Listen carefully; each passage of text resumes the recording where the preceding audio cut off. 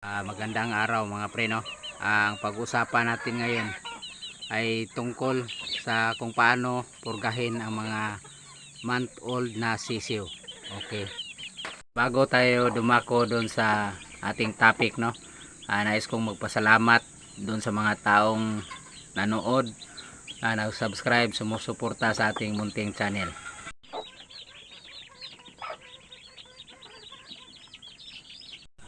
So ang gamit natin ay itong Bastonero Plus, no?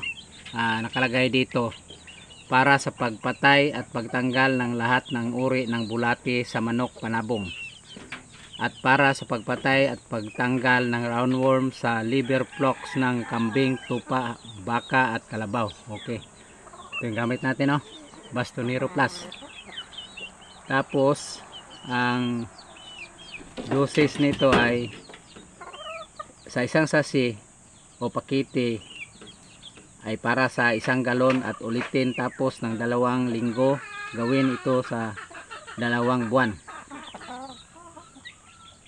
Okay. Ibig sabihin, no, isang sasi ay 1 galon na tubig. Yung kailangan ang kuha natin ay 1 litro lang ito, no. So ibig sabihin 1/4 lang ng Bastonero Plus ang gamitin natin dahil kukunti lang naman yung pupurgahin nating manok. Okay, so tatansahin lang natin, no, 1/4 nito. Okay, ayan, haluin. Okay, dapat may panghalo tayo dyan.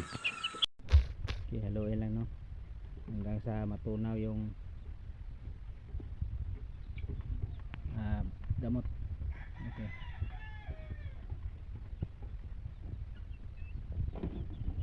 Pagkatapos haluin, lagay na natin dito sa lagyanan, no? O, 2 kuwan lang.